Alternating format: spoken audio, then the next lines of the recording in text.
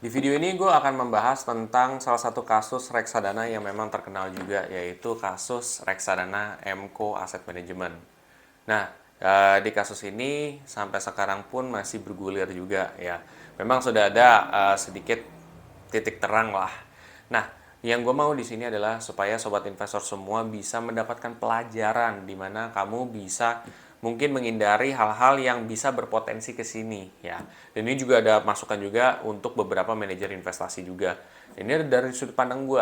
Nah, buat kamu semua yang penasaran, coba kamu tonton video ini tanpa di skip.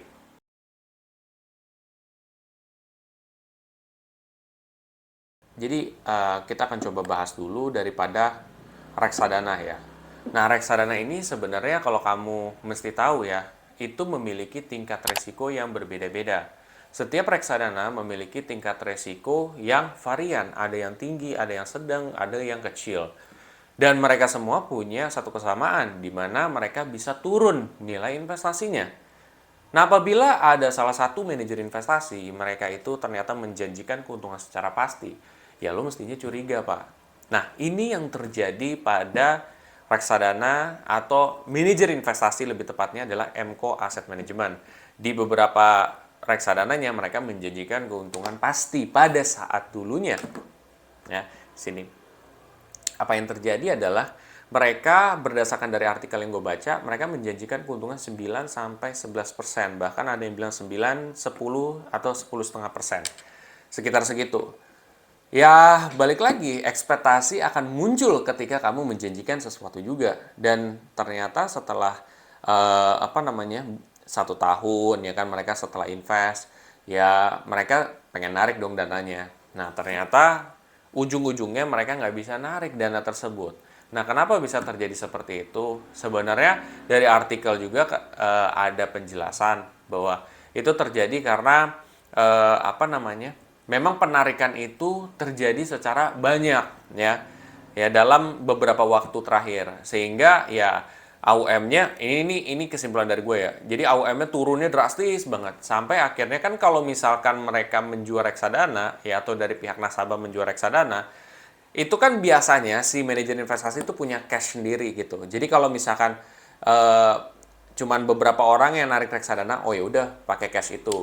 Nanti selama beberapa hari kerja itu sudah bisa masuk ke rekening nasabah. Tetapi kalau itu dilakukan secara banyak, otomatis manajer investasi itu harus menjual aset yang dia beli. Ingat, reksadana itu adalah paket investasi. Jadi di dalam sebuah paket itu kan pasti ada isinya dong. Nah, isinya itu kalau di dalam reksadana adalah investasi-investasi. Entah itu misalkan reksadana saham.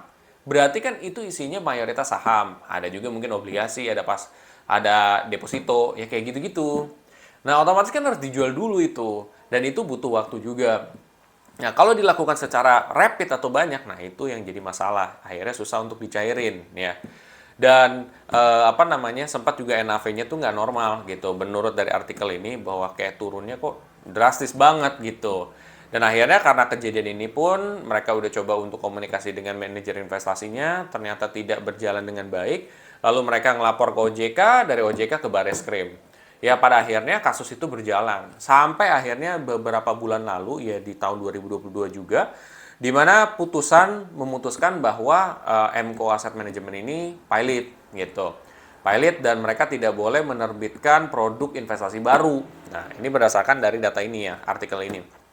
Artinya ya harusnya gue emang nggak terlalu paham hukum ya, tetapi dari sini kita bisa lihat bahwa memang apa dari MCO ini sendiri ya itu dia harus menjual aset-aset dia untuk ngebayar duit-duit nasabah yang pernah invest di sini ya karena ya apa ya mereka sebenarnya salah gitu menjanjikan keuntungan pasti sedangkan reksadana itu tidak boleh menjanjikan keuntungan pasti karena kan itu bisa fluktuatif. Kita ambil contoh reksadana saham. Reksadana saham itu kan isinya mayoritas saham. Kalau mayoritas saham, saham itu apa sih? Kepemilikan akan suatu perusahaan. Nah, nah kalau misalkan perusahaan yang kita miliki tersebut ternyata itu lagi performanya jelek, terus tiba-tiba masa reksadanya dia naik, kan nggak mungkin juga. Nah, itu dia. Jadi, nggak mungkin itu return atau bunga atau mungkin hasil yang kita dapatkan itu pasti segitu. Itu nggak mungkin terjadi. Itu. Jadi itu pasti akan ada naik turun. Nah, kalau itu tidak dijelaskan oleh pihak manajer investasi ke si nasabah, itu akan bermasalah. Entah itu dijelasinnya melalui sebuah disclaimer, entah itu menjelaskannya dengan apa, itu harus dijelasin guys. Ya, itu penting banget ya. Nah, ketika itu tidak jelasin itu jadi masalah dan ternyata terbukti kan itu jadi masalah. Memang di satu sisi mungkin di beberapa bulan karena melakukan aktivitas menjanjikan keuntungan ini pastinya akan lebih enak dong. Karena memang banyak nasabah yang bakal masuk ya. Oh iya nih dijanjikan keuntungan ya siapa yang nggak mau gitu kan, returnnya juga lumayan loh 10,5%, 9 sampai 11%. Wow. Nah, tetapi kan ujung-ujungnya kalau dalam jangka panjang bermasalah sampai akhirnya kan sekarang putusannya pilot. Ya itu kan nggak worth it Pak ujung-ujungnya. Jadi lu seger di awal tapi nggak enak di akhir. Nah, itu yang terjadi. Nah, di sini dari artikel ini juga gue melihat bahwa dari pihak nasabah tidak mau kayak ada perdamaian dengan pihak aset manajemen. Dalam arti perdamaian, oh kasih waktu 3 bulan dulu deh untuk kayak misalkan si perusahaan ini atau ya si aset manajemen ini untuk ngumpulin dana-dana baru kali dari nasabah untuk dibayarin juga gitu, untuk menaikkan AUM dari produk reksadananya. Terus habis itu dibayarin. Nggak mau, Kak, karena ya belum tentu itu bakal balik juga gitu. Tidak ada kepastian juga di situ.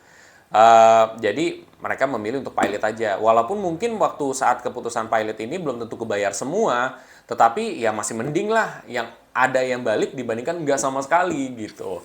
Ya kalau menurut gue sih dengan putusan ini gue setuju sih. Ya karena memang udah susah juga. Ya udah, intinya seperti itu. Memang ada di situ di artikel 8 hari untuk mengajukan banding. Tetapi di sini gua ingin mengambil sebuah pelajaran ya buat kita sebagai seorang investor dan juga sebagai seorang manajer investasi. Nah, mungkin ini adalah pesan atau saran gua untuk manajer investasi, yaitu di mana mereka itu harus bisa hati-hati dalam mengucapkan atau mempromosikan reksadana. Entah itu dengan dia komunikasi dengan apert, atau mungkin dengan nasabah, ataupun dengan perbankan. Pastikan mereka itu tidak pernah menjanjikan keuntungan pasti pada instrumen reksadana. Pastikan itu. Karena ya hal kecil itu memang kita nggak perhatiin, tetapi karena hal kecil itu bisa jadi bermasalah di depan hari. Ya, jadi jangan menjanjikan keuntungan pasti apapun itu. Ya, walaupun asetnya di dalamnya dia fix ya, katakan ya reksadananya, tetapi ya jangan diusahain jangan karena pemikiran orang akan fix fix fix gitu. Jangan. Tuh. Jadi ini berlaku untuk semua juga. Yang kedua, ya ini buat dari pihak si nasabah atau investor. Nah, di sini kalau buat investor cermatlah. Ya dimana kita sendiri harus bisa tahu bahwa instrumen investasi itu tidak boleh menjanjikan keuntungan pasti. Ya harusnya begitu secara rata-rata. Secara rata-rata. Terutama kita ngomong soal reksadana. Reksadana itu tidak boleh menjanjikan keuntungan pasti. Ketika dia ada yang menjanjikan keuntungan pasti, itu pasti bermasalah. Jadi hati-hati guys ya di situ. Jadi kita sama-sama belajar juga supaya tidak terjadi hal yang sama. Ya, karena segala sesuatu itu tidak ada yang pasti nih guys. Jadi kita yang penting ada masukan supaya improve lebih baik lagi ke depannya.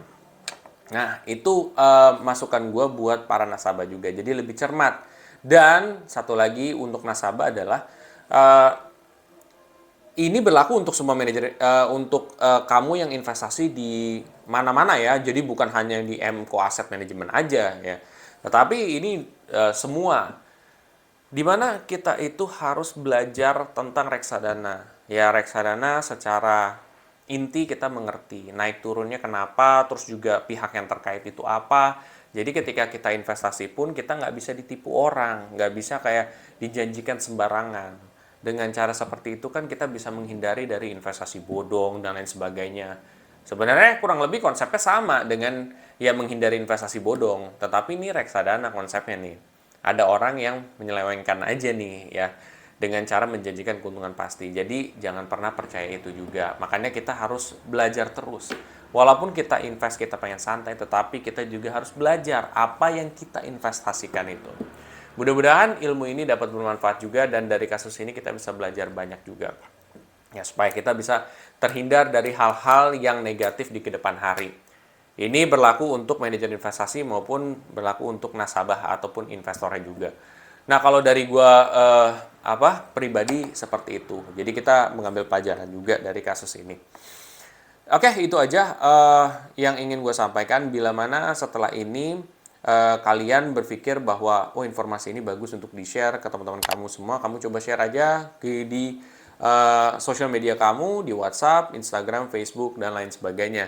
Selain daripada itu, ingat ya guys ya, bahwa investasi itu tidak menjanjikan keuntungan. Dan di sini gue tidak ingin menjelekkan institusi atau aset manajemen apapun.